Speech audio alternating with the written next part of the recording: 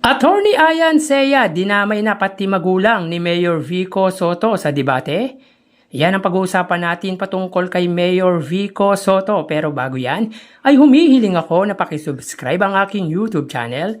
Pakilike and share na din para mas marami pa pong makapanood ng content natin. Maraming salamat po sa inyo mga kaparokya.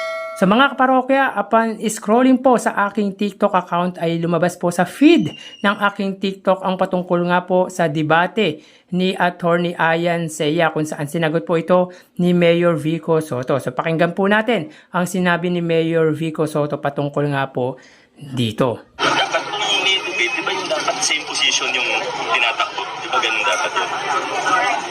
Parang weird eh. Salamat po. So yun nga po mga kaparokya, according kay Mayor Vico Soto, dapat kung may debate po ay same position ang tinatakbo. Which is for me ay tama naman po. So dahil po dyan ay napakomment po si Attorney Ayan Sea sa post ni Louie Afable. So sabi dito ni Ayan Sea, di ka ba nakarinig ng team debate? Oh come on, puro iwas eh. If confident ka sa policy determinations at budget utilization mo as city mayor, why limit the person who will debate you to a contender? Ano yan, parang si Mayweather, namimili lang ng kalaban? Transparency at accountability aspect din yan, Louie Esperagoza Afable. Wag lang puro kayo slogan, panindigan nyo mga salitang ginagamit nyo. Nasaan ang giting dyan? Babae ang gustong patulan sa debate, ayaw sa lalaki. Lalaki sa lalaki dapat para patas. Iset na natin yan para magkaalaman na.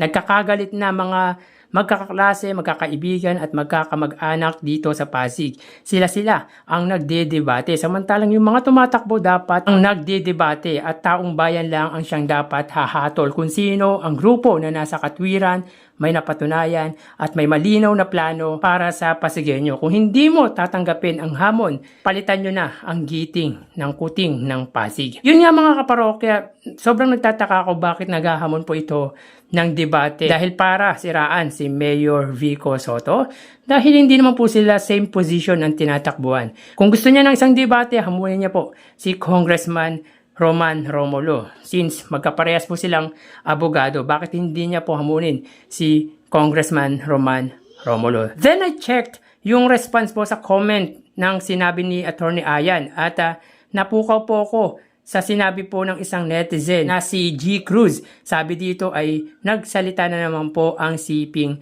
ng Pasig. So naalala naman po natin yung the word siping dahil nga po sa joke nito kamakailan.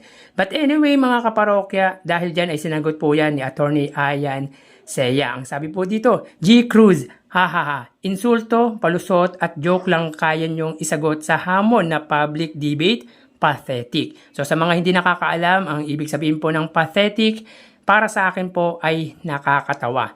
Nangangarap magpresidente yan, bahag ang buntot ng mayor mo. Baka pag nilusob tayo ng China at yan ang presidente, magtago yan sa saya ng nanay niya.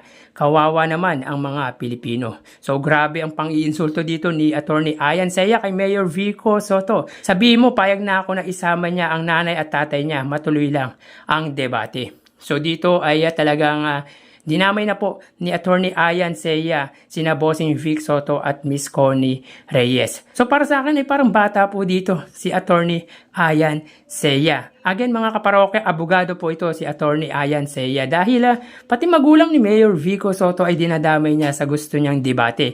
Anyways, hindi naman hinahangad ni Mayor Vico Soto ang magpresidente, kundi ang taong bayan po ang naghahangad na magpresidente po si Mayor Vico Soto. At about naman po sa China, puro gulo na lang po ba ang alam nito? Ilatag na lang po ang plataforma, hindi ang paninira sa ibang tao. Mayor Vico Soto has points with regard to the debate you wanted. Dapat same position dahil para magkaalaman kung karapat-dapat ka bang ihalal bilang kongresista ng Pasig. Bigla akong natawa sa sinabi nito na team debate mga kaparokya. Actually, wala talaga akong narinig na team debate kapag election. Nangyayari lang po yan sa eskwelahan. Sa akin, dahil nakaranas na po ako ng team debate sa eskwelahan. So yun nga po mga kaparokya, gumagawa lang po ito ng paraan para siraan si Mayor Vico Soto. Bakit di mo hamunin si Congressman Roman Romulo? Total same position kayo, tulad ng sinabi ko. Para malaman kung karapat dapat ka nga talagang maging congressman ng Lone District ng Pasig. Pero if I were sa mga Pasigueño, mag-isip-isip kayo ng sobra. Dahil kapag naging congressman ito, haharangin ito ang mga proyekto na gagawin ni Mayor Vico Soto. Tsaka bakit team debate? Wala bang kakayahan ang mayor na sinusuporta nyo? Wala ka bang tiwala kay Miss Sara Descaya na kalabanin sa debate si Mayor Vico Soto? O talagang minamaliit mo ang kakayahan ng mga babae? Bakit kailangan lalaki sa lalaki? Hindi ba pwedeng magdebate ang lalaki at babae? Since babae naman po ang leader ninyo sa grupo ninyo. At kung gusto mo ng debate, ikaw po sana ang tumakbo ng mayor. At dyan, talagang lalabanan ka po ni Mayor Vico Soto. At naniniwala ako na talagang haharapin ka ni Mayor Vico Soto. Dahil mga kaparokya, sa 6 na taon na panunungkulan nito sa Pasig bilang konsilor, may nagawa ba ito? Nagawa ba niya ang nagagawa ni Mayor Vico Soto? Attack dog lang po talaga to ng grupo ni Sara Descaya. Nakakatawa yung sinabi nito, lalaki sa lalaki. Parang bata talaga mga kaparokya. Parang sinabi mo na din na walang kakayahan si Sara Descaya to run the Pasig City. Kasi base sa gusto mo, team debate eh. Kaya hindi dapat talaga patulan ni Mayor Vico Soto yung gantong level na tao. Ang the best way na gawin ni attorney mga kaparokya ay sumagot po sa show cause order ng COMELEC. Yun po ang the best way na gawin ni attorney Ayan Seya sa ngayon. Hindi yung siraan si Mayor Vico Soto. So kayo na po ang humusga mga kaparokya. Hanggang dito na lang po tayo. Thank you and God bless.